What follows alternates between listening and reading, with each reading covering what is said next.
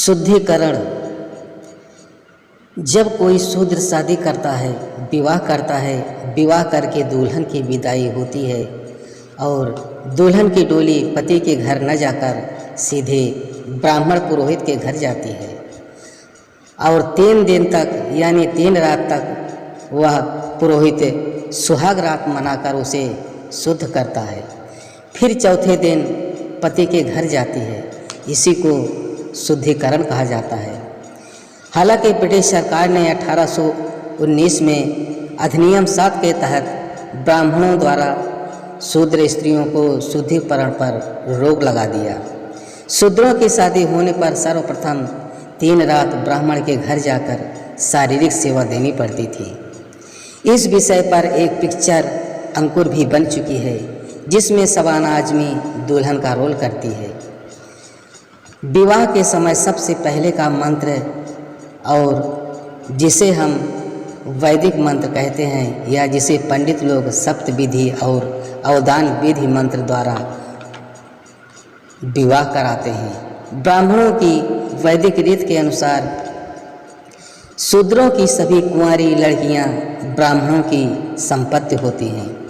इसमें यह विधान है कि लड़की का भाई पुरोहित के कानों में कहता है कि मेरी बहना को मुक्त कर दो। बहन को मुक्त कराने के लिए भाई पैसा देता है, जिसे हम दक्षिणा कहते हैं, जिसकी जितनी हैसियत होती है अपनी परामर्श के अनुसार 151, 251, 551 दक्षिणा देता है। फिर पंडित उस कन्या को, उसके भाई को मुक्त करता है और उसी समय तक आसमान से फूलों की बारिश होती है, जिसे हम दोनों पक्ष के लोग, वर कन्या के लोग लावा या अक्षत फूल फेंकते हैं। इसी को वैदिक मंत्रोच्चार कहा जाता है।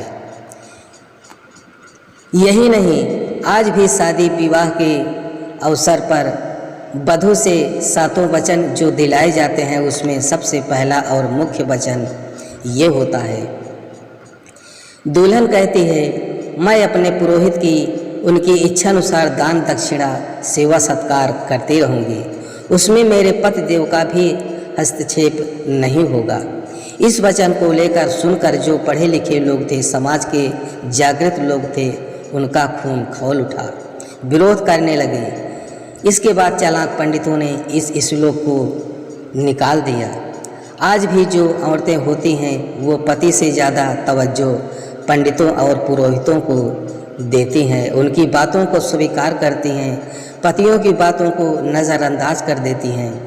यही नहीं, जो पुरोहित कहेगा, व्रत पूजा पाठ और त्योहारों को लेकर कई बार पतियों से मनमुटाव भी हो जाता है। कभी कभी पत्नी जिद करने लगती है, जिससे पति बेचारा चुप रह जाता है। इसलिए पाखंड अंधविश्वास को बढ़ावा देने वाली सबसे ज़्यादा हमारे समाज की औरतें ही बढ़ावा देती हैं। वैदिक मंत्रों से जो शादी 2-3 घंटे तक चलाई जाती है, वह सिर्फ और सिर्फ धन कमाना, लोगों को बेवकूफ़ बनाकर अंधविश्वास और पाखंड को बढ़ावा देना, मूर्ख बनाकर अपना पैर पुजवाकर अपने से सभी को नीचा बनाने का ये सबसे बड़ा षड्यंत्र है।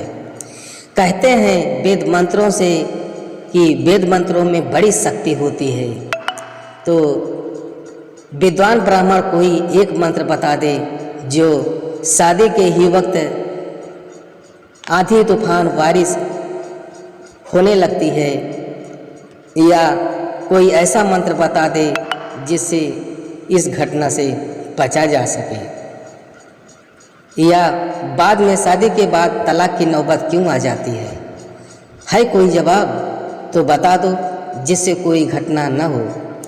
शादी में मंत्रोच्चार करके कन्यादान किया जाता है और यह श्लोक भी पढ़ा जाता है, जिससे आप लोगों को या हमारे समाज के लोगों को कुछ भी पता नहीं होता, क्योंकि यह श्लोक संस्कृत में पढ़ा जाता है। सालंकारा च भोग्या च सर्वस्त्राम सुंदरी प्रियाम यो ददाति च विप्राय चंद्रलोके महीपते। ये हिंदी भागवत 9 पेज 30 में लिखा गया है कि सालंकारा चा भोग्या चा सर्वस्त्राम सुंदरी प्रियाम। इसका अर्थ आपको जो पता नहीं होता संस्कृत में सुनाता है कि जो भोग करने योग्य सुंदर कुमारी कन्या को वस्त्र और आभूषणों से सुसज्जित ब्राह्मण को दान करेगा वह चंद्रलोक पहुंच जाएगा, उसको मोक्ष की प्राप्ति हो जाएगी। इन सारी मंत्रोच्चार श्लोक विधि विधान आपको मेरे सीनियर माननीय चेतना नामक पुस्तक में मिल जाएगी, जिसे आप पढ़ सकते हैं और वास्तविक जानकारी आपको मिल सकती है। हमारे समाज में अभी भी इन सारी कुरीतियों, अंधविश्वासों और पाखंडों में लोग फंसे हुए हैं और सबसे ज़्यादा हमारे समाज की SC ST OBC औरतें कर्मकांड में ज़्यादा विश्वास करती हैं। इनकी आंखों में काली पट्टी बंधी हुई है और ये धर्म के चक्कर में पड़कर सब कुछ बर्बाद कर लेती हैं। पति से हमेशा अनबन होती रहती है, कभी कभी कुछ हो जाता है या कोई घटना हो जाती है तो पत्नी पति को ही सारा दोष उसके ऊपर ही मढ़ देती है कि धर्म पर विश्वास न करने न मानने पर यही नतीजा होता है। इसी वजह से धर्म के ठेकेदार और जो धर्म के नाम पर बेवकूफ़ बनाते हैं उनको भी मौका मिल जाता है और प्रचार करना शुरू कर देते हैं कि आपका पति पागल हो गया है, इसलिए क्योंकि धर्म की बुराई करता है और इसीलिए पागल हो गया है। औरत भी हमें भर देती है और कहती है कि हाँ, ये किसी की बातों को विश्वास नहीं मानती, धर्म पर विश्वास नहीं करते, इनका दिमाग इसलिए पागल हो गया है। लोग उन्हें पागल घोषित कर देते हैं। कभी कभी तो षड्यंत्र करके ऊंचे लोगों ने उसकी हत्या भी कर देते हैं और कहते हैं कि इसका अंत हो गया, ये इसका पूर्व जन्मों का पाप है। तो दोस्तों, ऐसी कई घटनाएं सामने आती हैं जिसमें औरतों के अंधविश्वास, पाखंड और अंधभक्ति के चक्कर में पूरा का पूरा परिवार बर्बाद हो जाता है।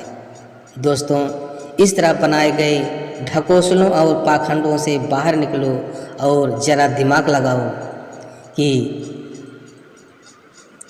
यदि आपको जानना है या सच्चाई आपको समझनी है तो उस पंडित से कहो कि ज़रा इसे संस्कृत श्लोक को हिंदी में बता दो, तो देखो वह आपको हिंदी में बताता है, कभी नहीं बताएगा। यह उसकी चालाकी है। उसको पता है कि हमारा समाज ये अंधभक्त है, ये पढ़ा लिखा नहीं है, ये श्लोक इनको पता नहीं है, इसलिए श्लोक हिंदी में नहीं बताता, वह संस्कृत में ही बताता है। तो दोस्तों, आज की वीडियो में बस इतना ही। आप समझ गए होंगे, आपको पता होगा। तो वीडियो अगर लाइक नहीं किए हैं तो लाइक कर दीजिए, सब्सक्राइब करके बेल आइकन दबा दीजिए, जिससे आने वाली वीडियो आप लोगों तक पहुंच सके। धन्यवाद।